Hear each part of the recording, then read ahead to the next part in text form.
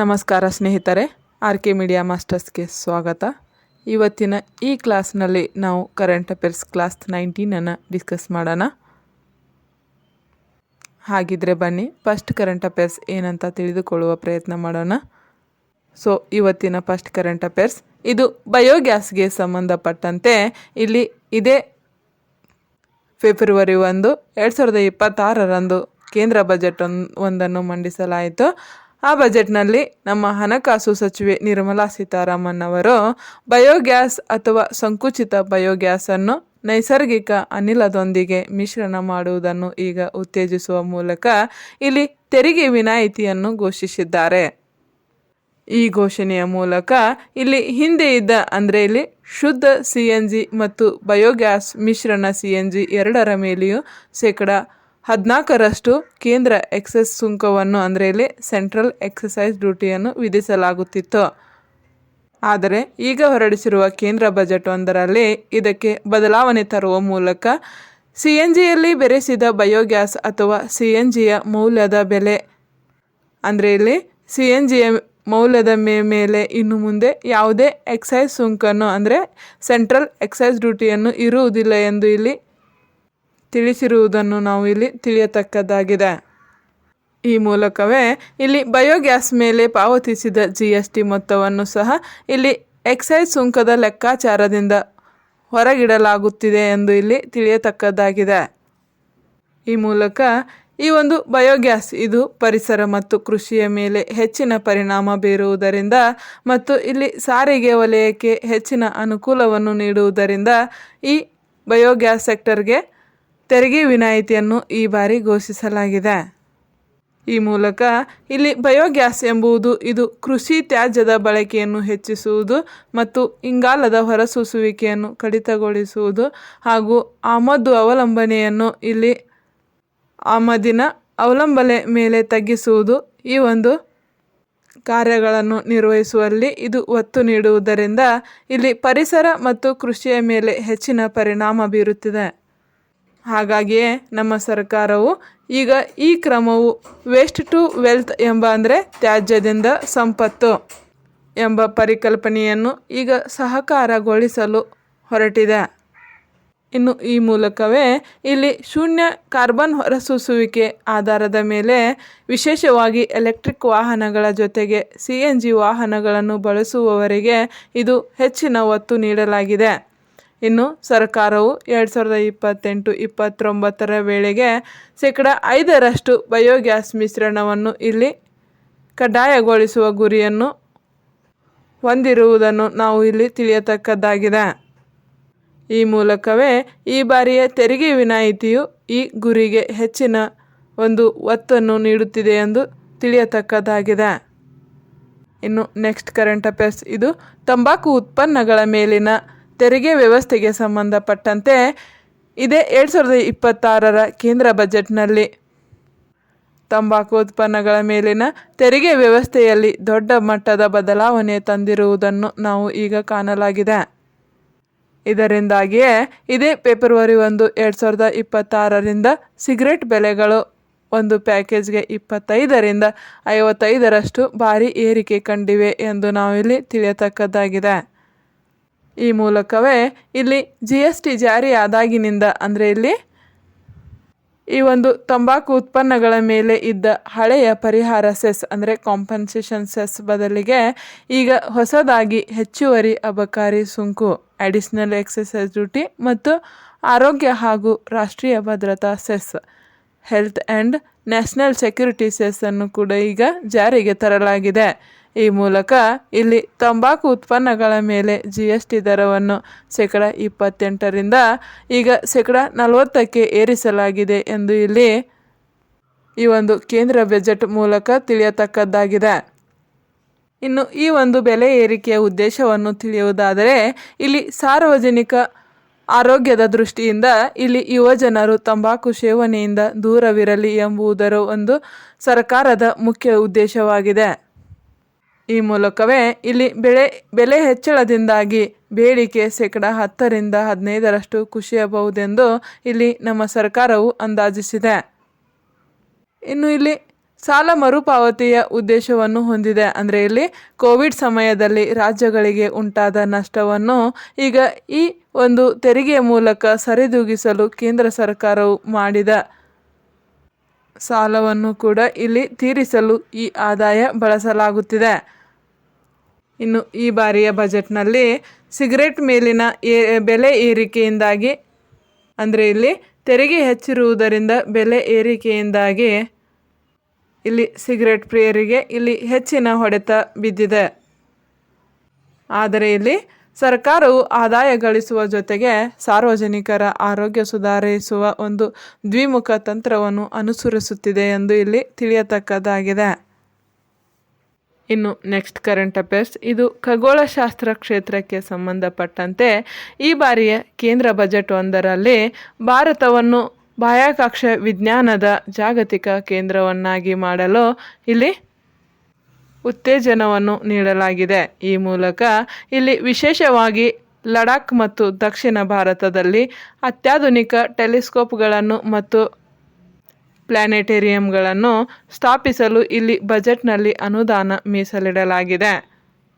ಇನ್ನು ಇದಕ್ಕೆ ಸಂಬಂಧಪಟ್ಟಂತೆ ಇಲ್ಲಿ ಲಡಾಖ್ನಲ್ಲಿ ವಿಶ್ವದ ಅತಿದೊಡ್ಡ ಟೆಲಿಸ್ಕೋಪ್ ಯೋಜನೆಯೊಂದನ್ನು ಇಲ್ಲಿ ಹಮ್ಮಿಕೊಳ್ಳಲಾಗಿದೆ. ಅದರಲ್ಲಿಯೂ ಲಡಾಖ್ನ ಹ್ಯಾನ್ಸೆಯಲ್ಲಿರುವ ಗಾಳಿಯ ಅತ್ಯಂತ ಶುದ್ಧವಾಗಿದ್ದು, ಅಂದರೆ ಇಲ್ಲಿ ಲಡಾಖ್ನಲ್ಲಿರುವ ಹ್ಯಾನ್ಸೆಯಲ್ಲಿರುವ ಗಾಳಿಯು ಅತ್ಯಂತ ಶುದ್ಧವಾಗಿರುವುದರಿಂದ ಇಲ್ಲಿ ನಕ್ಷತ್ರ ವೀಕ್ಷಣೆಗೆ ಜಗತ್ತಿನಲ್ಲಿಯೇ ಅತ್ಯುನ್ನತ ಸ್ಥಳವಾಗಿದೆ ಎಂದು ಇಲ್ಲಿ ತಿಳಿಯತಕ್ಕದ್ದಾಗಿದೆ.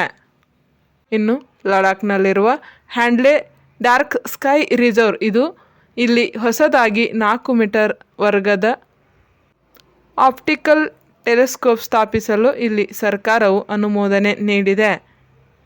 ಇನ್ನು ಈ ಮೂಲಕವೇ ದಕ್ಷಿಣ ಭಾರತದ ಖಗೋಳ ಕೇಂದ್ರಗಳಿಗೂ ಕೂಡ ಇಲ್ಲಿ ಹೊಸ ಚೈತನ್ಯವನ್ನು ತುಂಬಲಾಗಿದೆ.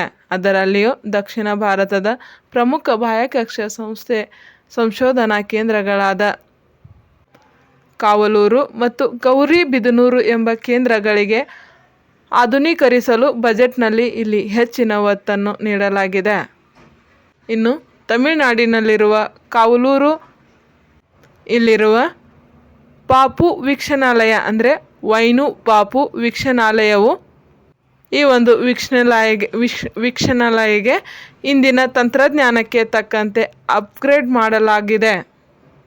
ಇನ್ನು ಕರ್ನಾಟಕದ ಗೌರಿಬಿದನೂರಿಗೆ ಸಂಬಂಧಪಟ್ಟಂತೆ ಇಲ್ಲಿ ಕರ್ನಾಟಕದ ಗೌರಿಬಿದನೂರಿನಲ್ಲಿರುವ ರೇಡಿಯೋ ಟೆಲಿಸ್ಕೋಪ್ ಕೇಂದ್ರಕ್ಕೆ ಹೆಚ್ಚಿನ ಸಂಶೋಧನಾ ಅನುದಾನ ಕೂಡ ಇಲ್ಲಿ ನೀಡಲಾಗಿದೆ. ಈ ಮೂಲಕ ಇಲ್ಲಿ ಬಾಹ್ಯಾಕಾಶದಿಂದ ಬರುವ ರೇಡಿಯೋ ತರಂಗಗಳನ್ನು ಕೂಡ ಇಲ್ಲಿ ಅಧ್ಯಯನ ಮಾಡಲು ಇಲ್ಲಿ ಸಹಕಾರಿಯಾಗಿದೆ. ಇನ್ನು ಇಲ್ಲಿ ಖಗೋಳಶಾಸ್ತ್ರಕ್ಕೆ ಸಂಬಂಧಪಟ್ಟಂತೆ ಖಗೋಳಶಾಸ್ತ್ರವನ್ನು ಜನಸಾಮಾನ್ಯರಿಗೆ ಮತ್ತು ವಿದ್ಯಾರ್ಥಿಗಳಿಗೆ ತಲುಪಲು ನಮ್ಮ ಸರ್ಕಾರವು ಆಸ್ಟ್ರೋ ಟೂರಿಸಂ ಎಂಬ ಒಂದು ಪರಿಕಲ್ಪನೆಯನ್ನು ಕೂಡ ಇಲ್ಲಿ ಪರಿಚಯಿಸಲಿದೆ. ಇನ್ನು ನೆಕ್ಸ್ಟ್ ಕರೆಂಟ್ ಅಫೇರ್ಸ್, ಇದು ಕೃಷಿ ಕ್ಷೇತ್ರದಲ್ಲಿ ಡಿಜಿಟಲ್ ಕ್ರಾಂತಿ ತರುವುದಕ್ಕೆ ಸಂಬಂಧಪಟ್ಟಂತೆ 2026ರ ಕೇಂದ್ರ ಬಜೆಟ್ ಒಂದರಲ್ಲಿ ಕೃಷಿ ಕ್ಷೇತ್ರದಲ್ಲಿ ಡಿಜಿಟಲ್ ಕ್ರಾಂತಿಯನ್ನು ತರಲು ಈಗ ಭಾರತ್ ವಿಸ್ತಾರ್ ಎಂಬ ಅತ್ಯಾಧುನಿಕ AI ಸಾಧನವನ್ನು ಇಲ್ಲಿ ಘೋಷಿಸಲಾಗಿದೆ.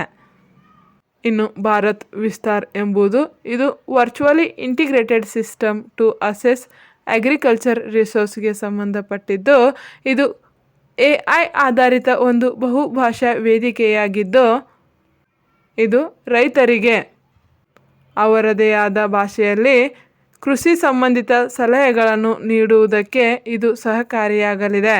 ಇನ್ನು ಇದಕ್ಕಾಗಿಯೇ ಸರ್ಕಾರವು 150 ಕೋಟಿ ರೂಪಾಯಿಗಳನ್ನು ಇಲ್ಲಿ ಅನುದಾನವನ್ನು ಮೀಸಲಿಟ್ಟಿರುವುದನ್ನು ನಾವು ಇಲ್ಲಿ ತಿಳಿಯತಕ್ಕದ್ದಾಗಿದೆ. ಇನ್ನು ಈ ಒಂದು visually integrated system to assess agriculture resource, ಅಂದರೆ ಇಲ್ಲಿ ವರ್ಚುವಲ್ ಆಗಿ ಇದು ಭಾರತೀಯ ವಿಸ್ತಾರ್ ಎಂಬುದು ಇದು ಹೇಗೆ ಕೆಲಸ ಮಾಡುತ್ತದೆ ಅಂತ ಇಲ್ಲಿ ನೋಡುವುದಾದರೆ, ಈ ಒಂದು ಸಾಧನವು ಇದು ಮುಖ್ಯವಾಗಿ 2 ಬೃಹತ್ ದತ್ತಾಂಶಗಳನ್ನು ಸಂಯೋಜಿಸುತ್ತದೆ. ಇನ್ನು ಇದಕ್ಕೆ ಸಂಬಂಧಪಟ್ಟಂತೆ ಇಲ್ಲಿ ಅಗ್ರಿಸ್ಟ್ಯಾಕ್ ಮತ್ತು ಇಲ್ಲಿ ICAR ಪ್ಯಾಕೇಜ್ ಎಂಬ ಎರಡು ಬೃಹತ್ ದತ್ತಾಂಶಗಳನ್ನು ಇಲ್ಲಿ ಸಂಯೋಜಿಸುತ್ತದೆ. ಅದರಲ್ಲಿಯೂ ಇಲ್ಲಿ ಅಗ್ರಿಸ್ಟ್ಯಾಕ್ ಎಂಬುದು ಇದು ಸರ್ಕಾರದ ಡಿಜಿಟಲ್ ಕೃಷಿ ದಾಖಲೆಗಳನ್ನು ಮತ್ತು ರೈತರ ಮಾಹಿತಿ ಪೋರ್ಟಲನ್ನು ಇದು ಸಂಗ್ರಹಿಸುತ್ತದೆ. ಇನ್ನು ICAR ಪ್ಯಾಕೇಜ್ಗೆ ಸಂಬಂಧಪಟ್ಟಂತೆ ಇಲ್ಲಿ ಭಾರತೀಯ ಕೃಷಿ ಸಂಶೋಧನಾ ಮಂಡಳಿ ಇದು ಪ್ರಮಾಣೀಕರಿಸಿದ ವೈಜ್ಞಾನಿಕ ಕೃಷಿ ಪದ್ಧತಿಗಳು ಮತ್ತು ಈ ಎರಡನ್ನು ಅಂದರೆ ಇಲ್ಲಿ ಅಗ್ರಿಸ್ಟ್ಯಾಕ್ ಮತ್ತು ICAR ಪ್ಯಾಕೇಜ್ಗಳನ್ನು AI ಮೂಲಕ ವಿಶ್ಲೇಷಿಸಿ ಇಲ್ಲಿ ಪ್ರತಿಯೊಬ್ಬ ರೈತನ ಜಮೀನಿಗೆ ತಕ್ಕಂತೆ ವೈಯಕ್ತಿಕ ಸಲಹೆಗಳನ್ನು ನೀಡುವುದು ಇದರ ಒಂದು ಮುಖ್ಯ ಉದ್ದೇಶವಾಗಿದೆ ಮತ್ತು ಹಾಗೂ ಇಲ್ಲಿ ಇದರ ಒಂದು ಮುಖ್ಯ ಕೆಲಸ ಕೂಡ ಆಗಿದೆ. ಇನ್ನು ಇದಕ್ಕೆ ಸಂಬಂಧಪಟ್ಟಂತೆ ಇಲ್ಲಿ ಇದಕ್ಕಾಗಿಯೇ ಭಾರತದ ಭಾಷಿಣಿ ಎಂಬ AI ವೇದಿಕೆಯನ್ನು ಕೂಡ ಇಲ್ಲಿ ಬಳಸಿಕೊಳ್ಳಲಾಗುತ್ತಿದೆ. ಇನ್ನು ಈ ಒಂದು ಭಾರತೀಯ ವಿಸ್ತಾರ್ ಯೋಜನೆಯನ್ನು ಪ್ರಮುಖವಾಗಿ ಕಿಸಾನ್ ಕಾಲ್ ಸೆಂಟರ್ ಸಂಪರ್ಕಕ್ಕೆ ಇಲ್ಲಿ ಲಿಂಕ್ ಮಾಡಲಾಗಿದೆ. ಅದರಲ್ಲಿಯೂ ರೈತರು ತಮ್ಮ ಪ್ರಶ್ನೆಗಳನ್ನು ಕೇಳಿ ತಜ್ಞರಿಂದ ನೇರ ಉತ್ತರ ಪಡೆಯಲು ಈ ಒಂದು ಕಿಸಾನ್ ಕಾಲ್ ಸೆಂಟರ್ಗಳೊಂದಿಗೆ ಲಿಂಕ್ ಮಾಡಲಾಗಿದೆ.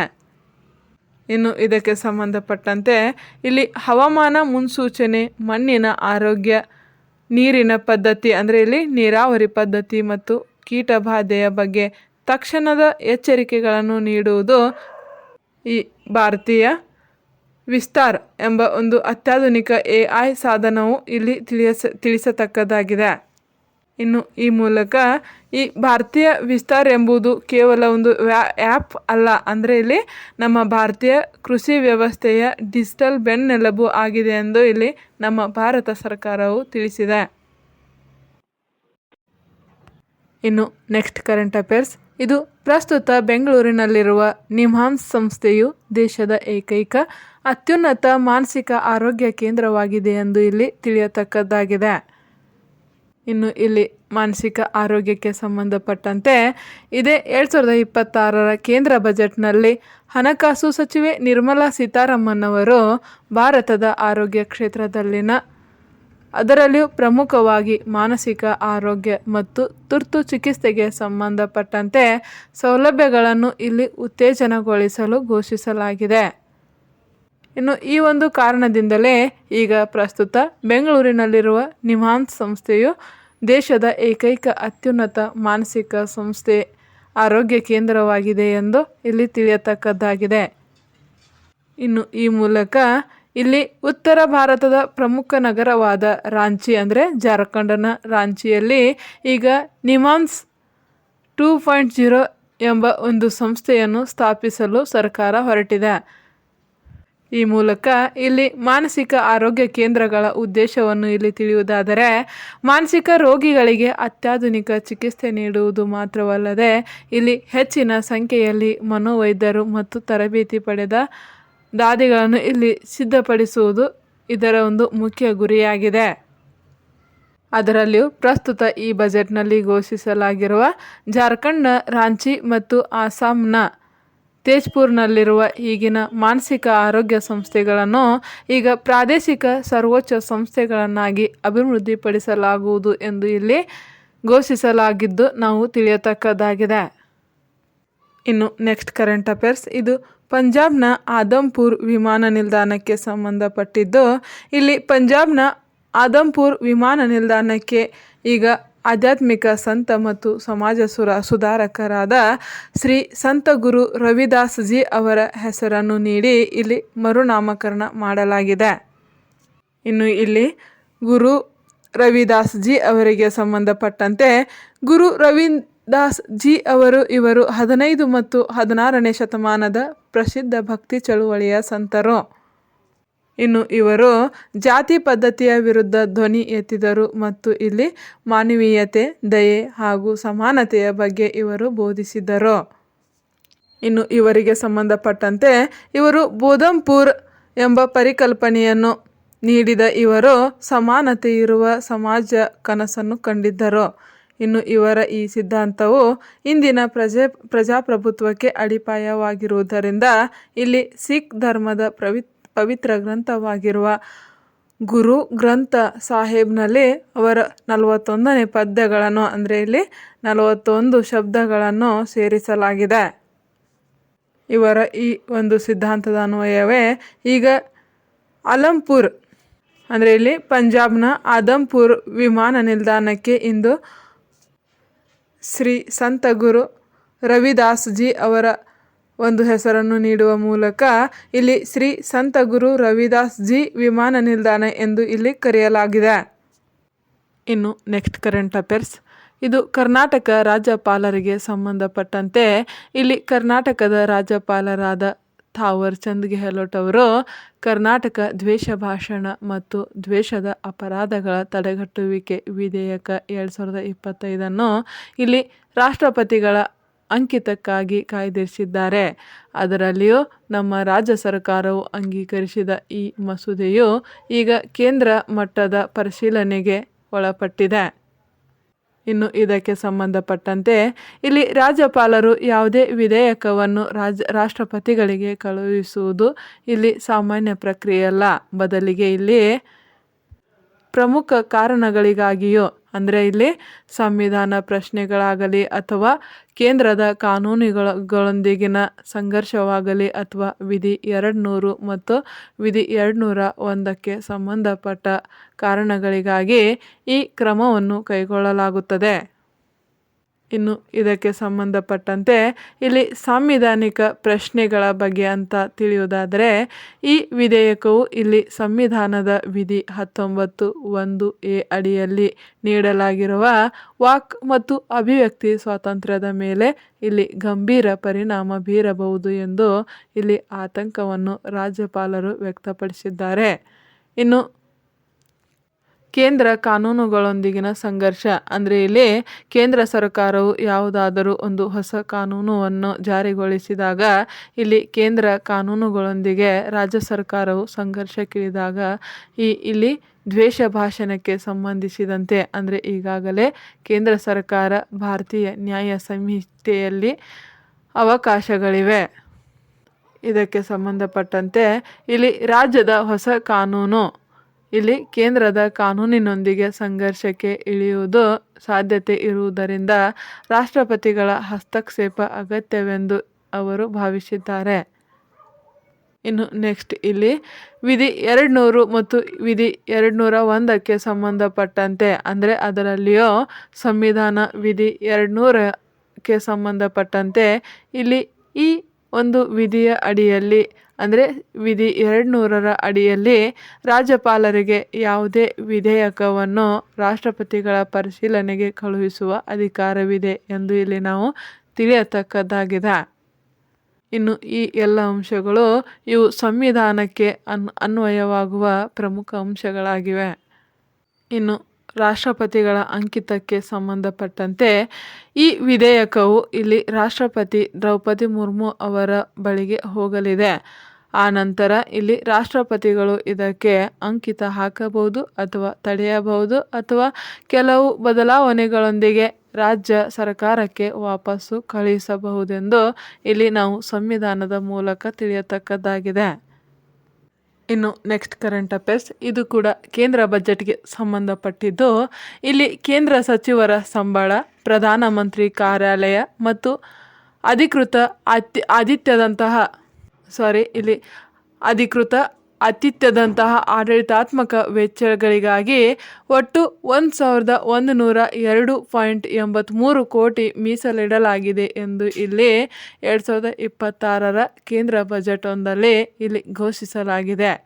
ಈ ಮೂಲಕ ಈ ಬಜೆಟ್ನಲ್ಲಿ 9% ಹೆಚ್ಚಳ ಕಂಡಿದೆ ಎಂದು ಇಲ್ಲಿ ನಾವು ತಿಳಿಯತಕ್ಕದ್ದಾಗಿದೆ. ಅಂದರೆ ಇಲ್ಲಿ ಈ ಒಂದು ಕೇಂದ್ರ ಸಚಿವ ಸಂಬಳ ಆಗಲಿ ಅಥವಾ ಪ್ರಧಾನಮಂತ್ರಿ ಕಾರ್ಯಾಲಯಕ್ಕಾಗಲಿ ಅಥವಾ ಅಧಿಕೃತ ಆತಿಥ್ಯದಂತಹ ಆಡಳಿತಾತ್ಮಕ ವೆಚ್ಚಗಳಿಗಾಗಿ ಕಳೆದ ವರ್ಷಕ್ಕಿಂತ ಈಗ ಸುಮಾರು 9% ಈ ಬಜೆಟ್ನಲ್ಲಿ ಮೀಸಲಾತಿಯನ್ನು ಹೆಚ್ಚಿಸಲಾಗಿದೆ ಎಂದು ಈ ಮೂಲಕ ಇಲ್ಲಿ ತಿಳಿಯತಕ್ಕದ್ದಾಗಿದೆ.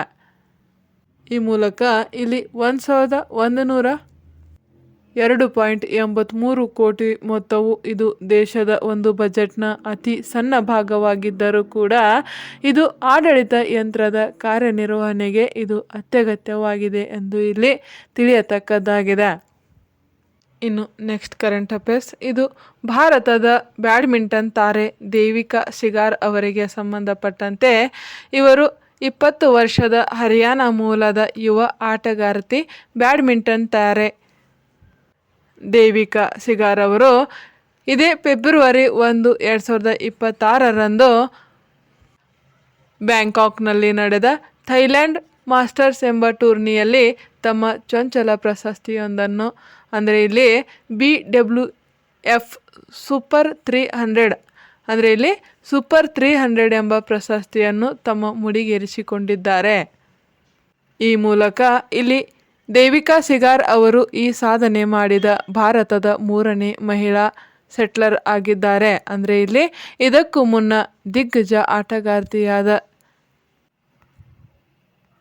ಸೈನಾ ನೆಹ್ವಾಲ್ ಮತ್ತು PV ಸಿಂಧು ಅವರು ಮಾತ್ರ ಈ ಒಂದು ಸೂಪರ್ 300 ಪ್ರಶಸ್ತಿಯನ್ನು ಗೆದ್ದು ದಾಖಲು ಮಾಡಿದ್ದರು. ಇನ್ನು ಈ ಮೂಲಕ ಈ ಬಾರಿ ಅಂದರೆ ಇಲ್ಲಿ ಫೆಬ್ರವರಿ 1, 2026ರಂದು ಬ್ಯಾಂಕಾಕ್ನಲ್ಲಿ ನಡೆದ ಥೈಲ್ಯಾಂಡ್ ಮಾಸ್ಟರ್ನಲ್ಲಿ ಇವರು ಸೂಪರ್ 300 ಎಂಬ ಒಂದು ಪ್ರಶಸ್ತಿಯನ್ನು ಪಡೆಯುವ ಮೂಲಕ ಇಲ್ಲಿ ದೇವಿಕಾ ಶಿಗಾರ್ ಅವರು ಕೂಡ ಈ ಒಂದು ದಾಖಲೆಗೆ ಹೆಸರಾಗಿದ್ದಾರೆ. ಇನ್ನು ದೇವಿಕಾ ಶಿಗಾರ್ ಅವರು ಇವರು ಬೆಂಗಳೂರಿನ Padukone Dravid centre for sports excellence ಎಂಬ ತರಬೇತಿ ಸಂಸ್ಥೆಯಲ್ಲಿ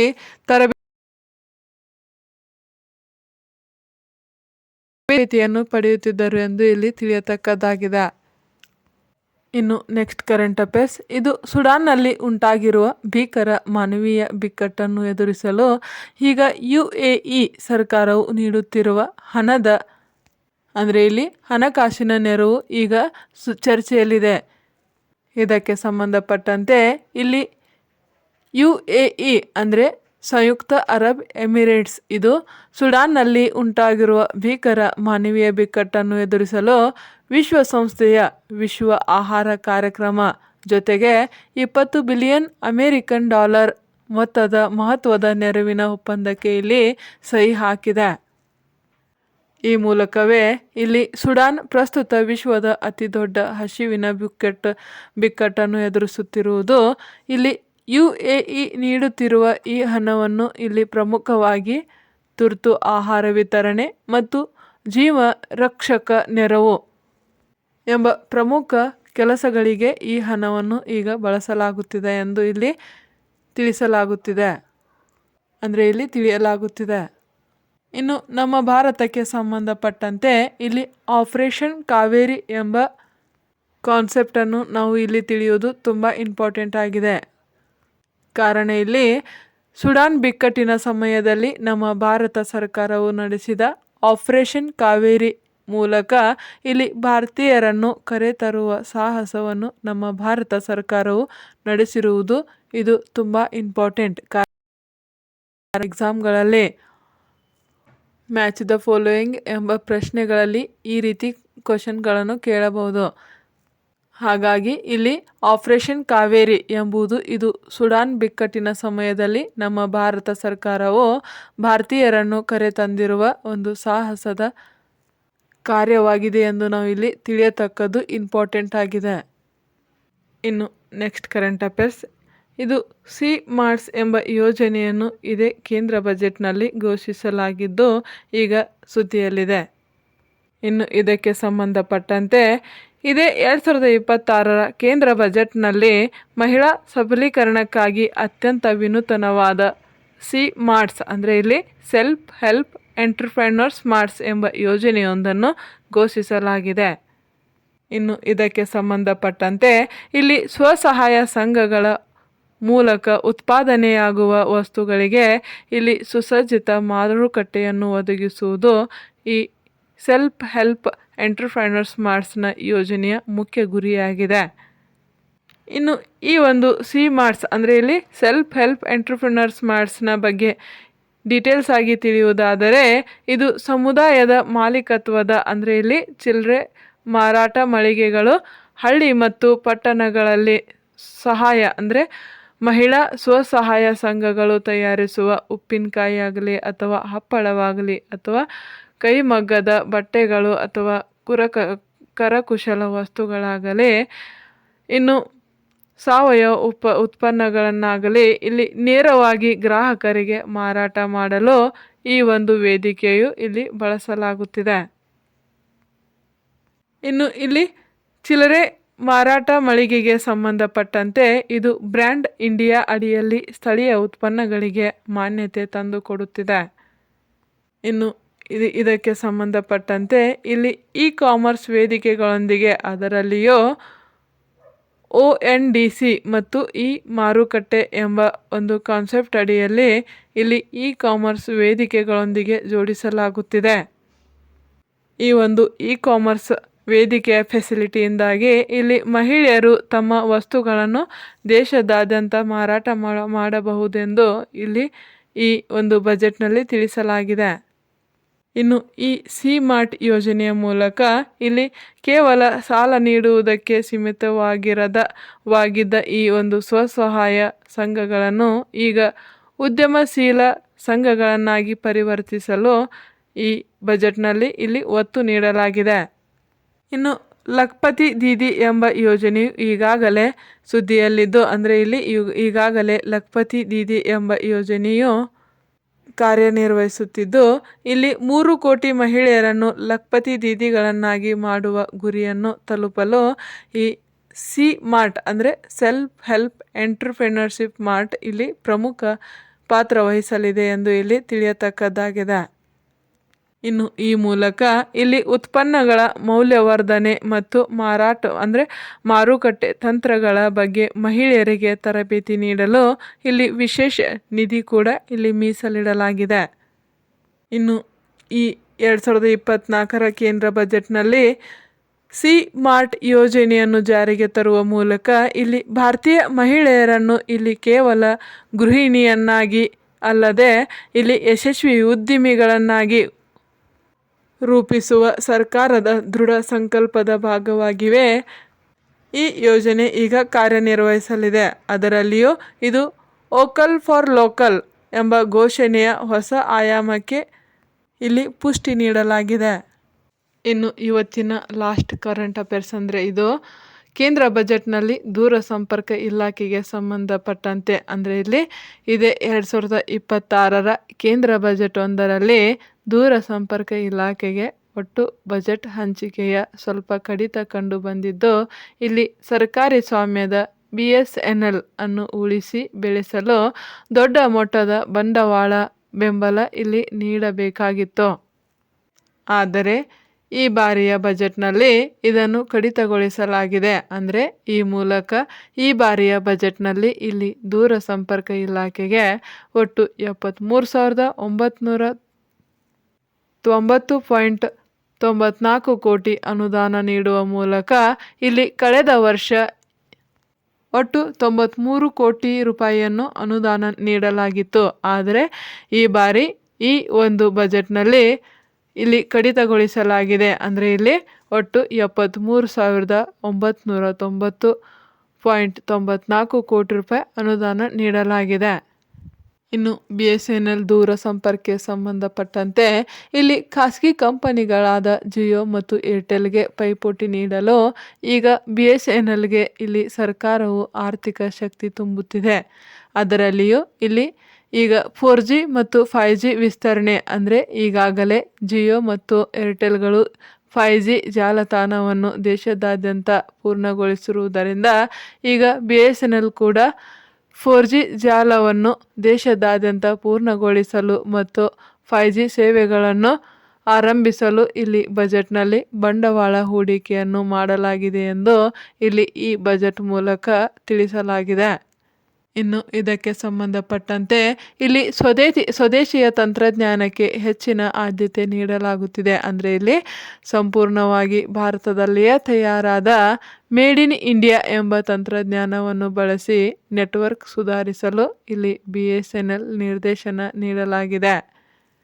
ಈ ಮೂಲಕ ಇಲ್ಲಿ ಭಾರತ್ ನೆಟ್ ಎಂಬ ನೆಟ್ವರ್ಕ್ ಮೂಲಕ ಹಳ್ಳಿಗಳಿಗೂ ಹೈ ಸ್ಪೀಡ್ ಬ್ರಾಡ್ಬ್ಯಾಂಡ್ ಎಂಬ ತಲುಪಿಸಲು ಇಲ್ಲಿ ಭಾರತ್ ನೆಟ್ ಯೋಜನೆಯ 3ನೇ ಹಂತಕ್ಕೆ ಹೆಚ್ಚಿನ ಅನುದಾನ ಸಿಗಲಿದೆ ಎಂದು ಇದರ ಮೂಲಕ ಪಂಚಾಯತ್ಗಳ ಜೊತೆಗೆ ಮನೆಗೂ ಫೈಬರ್ ಇಂಟರ್ನೆಟ್ ನೀಡುವ ಗುರಿಯನ್ನು ಇಲ್ಲಿ ನಮ್ಮ ಭಾರತ ಸರ್ಕಾರ ಹೊಂದಿದೆ ಎಂದು ಇಲ್ಲಿ ತಿಳಿಯತಕ್ಕದ್ದಾಗಿದೆ. ಇನ್ನು ಇದಕ್ಕೆ ಸಂಬಂಧಪಟ್ಟಂತೆ ಇಲ್ಲಿ ದೂರ ಸಂಪರ್ಕ ತಂತ್ರಜ್ಞಾನ ಅಭಿವೃದ್ಧಿ ನಿಧಿ ಅಂದರೆ ಇಲ್ಲಿ TTDF ಎಂಬ ನಿಧಿ ಅಡಿಯಲ್ಲಿ ಗ್ರಾಮೀಣ ಭಾಗದಲ್ಲಿ ಅಗ್ಗದ ದರದಲ್ಲಿ ಇಂಟರ್ನೆಟ್ ಒದಗಿಸುವ ಹೊಸ ಸಂಶೋಧನೆಗಳಿಗೆ ಈ ನಿಧಿಯಿಂದ ಸಹಕಾರ ಮಾಡಲಾಗುವುದು ಎಂದು ಇಲ್ಲಿ ತಿಳಿಯತಕ್ಕದ್ದಾಗಿದೆ. ಒಟ್ಟಾರೆಯಾಗಿ ಇಲ್ಲಿ BSNL ಅನ್ನು ಆಧುನೀಕರಣಗೊಳಿಸಲು ಮತ್ತು ಹಳ್ಳಿಗೆ ಇಂಟರ್ನೆಟ್ ತಲುಪಿಸುವ ಕಾರ್ಯವನ್ನು ಸುಗಮಗೊಳಿಸುವುದು ಈ ಒಂದು ಬಜೆಟ್ನಲ್ಲಿ ನಿರ್ಣಯವನ್ನು ಕೈಗೊಳ್ಳಲಾಗಿದೆ ಎಂದು ಹೇಳಲಾಗಿದೆ. ಸೊ ಇಲ್ಲಿ ಈ ಒಂದು ವಿಡಿಯೋ ಮೂಲಕ ಇವತ್ತಿನ ಕರೆಂಟ್ ಅಫೇರ್ಸ್ನ ಸಂಪೂರ್ಣ ಮಾಹಿತಿಯನ್ನು ಇಲ್ಲಿ ನಿಮಗೆ ತಿಳಿಸುವ ಪ್ರಯತ್ನ ಮಾಡಿದ್ದೇವೆ. ಈ ಒಂದು ಕರೆಂಟ್ ಅಫೇರ್ಸ್ಗಳು ಮುಂಬರುವ ಸ್ಪರ್ಧಾತ್ಮಕ ಪರೀಕ್ಷೆಗಳಿಗೆ ತುಂಬ ಇಂಪಾರ್ಟೆಂಟ್ ಆಗಿರುವುದರಿಂದ ಈ ಒಂದು ಚಾನಲನ್ನು ಸಬ್ಸ್ಕ್ರೈಬ್ ಮಾಡಿ ಮತ್ತು ಶೇರ್ ಮಾಡಿ ಅಂತ ಹೇಳುತ್ತಾ ಇಲ್ಲಿಗೆ ಈ ಒಂದು ಕ್ಲಾಸನ್ನು ಮುಗಿಸುತ್ತೇನೆ. ಜೈ ಹಿಂದ್, ವಂದೇ ಮಾತರಂ.